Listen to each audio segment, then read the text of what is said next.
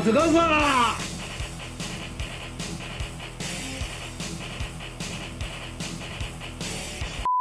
예, 들어갑니다. 2015년 이후에 두 번째 기출문제 강의 들어갑니다. 이것도 마찬가지로 그 선생과 요시코의 대화를 통해서 우리가 문제를 풀어갑니다. 오늘도 요시코가 나왔네요. 요시코 건강해? 단식 같다 요시코. 자, 선생님 이런 얘기예요. 최근에 이제 국회에서 정보에 관련된 일본 국회입니다. 정보에 관련된 중요한 법률이 두 개가 이제 성립이 됐대요. 특정 비밀에 관련된 보호, 토쿠테이 히미츠노 호고에 관련된 법률인데, 토쿠테이 히미츠노 로우웨이, 이 누설이에요. 특정 비밀이 누설되는 것을 방지하기 위한 것을 목적으로 한대요. 그래서 이 특정 비밀이라는 것은 무엇입니까?를 요시코가 물어봐요. 그래서 선생님이 이렇게 대답을 해요. 안전보장상, 국가의 안전보장이에요. 국가의 안전보장상, 근데 비밀성이 강조되어지는 정보. 그러니까 즉, 국방이나 방위, 외교, 스파이 행위 등의 방지. 그 다음에 호냐라라의 이 4개 분야에 대해서 이 특정 비밀이란 게 한정이 되어 있다고 하는 겁니다. 즉, 이건 뭐냐면, 아무리 국가의, 개인이 국가에 대해서 이 정보를 공개하세요 라고 얘기를 한다 하더라도 이 특정 비밀에 관련된 이 4가지의 정보는 국가가 절대로 공개를 하지 않는다는 게 원칙이라는 거죠. 그 법률이 통과가 됐다는 겁니다. 근데 잘 보세요. 이 A를 찾는데 A 이거 누가 암기라고 찾아. 되게 어렵단 말이야. 누가 이러고 암기해. 그럴 시간이 어디 있다고. 그냥 같은 정도 레벨의 정보를 하나 여러분들 더 고르시면 돼요. 다시 한번 봅니다. 국방이나 외교나 스파이 방지예요. 국방 전쟁이죠. 외교도 외교의 한 부분이 또 전쟁이고, 근데 스파이 방지, 그것도 전쟁하게 되면 여러분들 막 스파이 보내고 막 그러잖아. 거의 전쟁급에 관련된 내용이에요. 그 내용에 관련돼서 하나의 더 카테고리를 하나 더 넣어주시면 됩니다. 문제 들어갑니다. 방금 그 위 회화 중에 이 안에 공란 A에 들어가는 말을 찾으세요라고 했어요. 근데 특정 비밀에 관련된 게 아까 4가지가 있는데 한 가지가 이제 괄호로 들어가 있었죠. 국방이나 또는 스파이 행위 방지 또는 외교라고 적혀 있었어요. 그리고 또 하나에 대해서 국가는 절대로 정보를 공유하지 않는다라고 한 거예요. 어떻게 들어갈까요? 거의 전쟁급에 관련된 거예요. 전쟁급이니까 그렇죠. 4번밖에 없어요. 테러리즘의 방지에 대한 이 정보는 절대 국가가 공개하지 않는다는 것을 원칙으로 한다는 거죠. 나머지는 거의 전쟁 레벨은 아닙니다. 근데 왜 테러리즘의 방지에 대해서 국가는 개인이 국가의 국민들이 나 테러리즘에 관련돼서 정보를 알고 싶다 공개하라 라고 얘기해도 공개를 하지 않는 이유가 있다는 거예요. 왜냐하면 확실하게 일어나지 않은 상황에 대해서 테러리스트에 대한 정보를 발설했다가는 그 사람들이 굉장히 어떤 불이익을 받을 수가 있지 않습니까? 그리고 그 국가 전체의 어떤 시스템이 마비가 돼버려요. 테러리즘에 대한 어떤 그런 정보를 이렇게 누설했을 경우에는.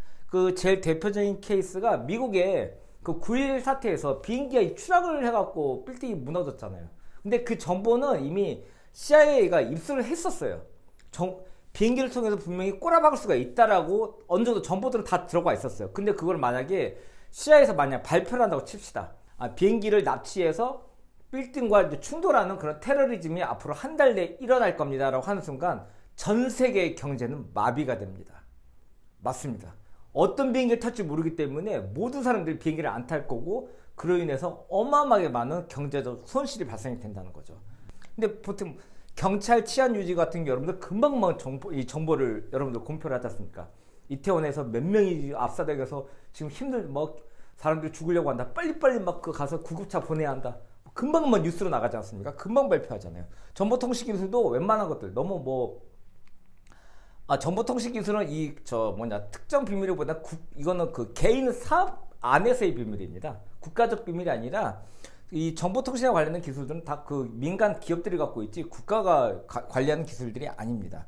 그 다음에 감염증의 예방 같은 경우도 여러분들 감염증 예방 같은 경우 우리나라 코로나 걸렸을 때 비상대책본부가요. 거기 대책본부장이 항상 실시간으로 방송을 합니다. 실시간으로. 그러니까 감염증의 예방에 대한 거는 이거를 공개를 안 한다는 건 말이 안 되는 거죠. 실시간으로 여러분들 공개하지 않았습니까? 코로나 때. 그렇기 때문에 답이 되는 건 4번이 된다는 거죠.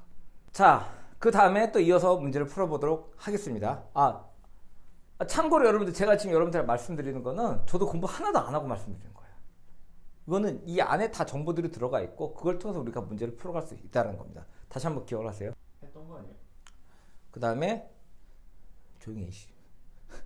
그 다음에 또 요식거 얘기를 합니다. 제3자 기관에 의한 검증이 필요가 있을 것 같네요. 그리고 다른 하나의 그 법률 통과는 뭡니까? 라고 했을 때 그 행정수석에 관련돼서 특정 개인을 식별할 수 있는 번호 이용에 관련된 법률입니다. 이것은 모든 그 거주자들에게 번호를 주고서 세금이나 그 사회보장이나 재해대책 관련된 정보를 일원화시키는 것을 목적으로 하는 제도입니다. 라고 적혀 있습니다. 현재. 자, 여기에 관련된 문제를 보도록 하겠습니다.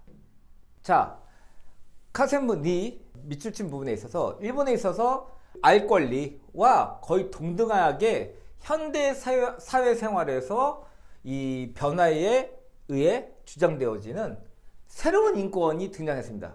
그 새로운 인권이 무엇입니까? 라는 겁니다. 현대 사회 생활이에요. 현대 사회 생활이에요.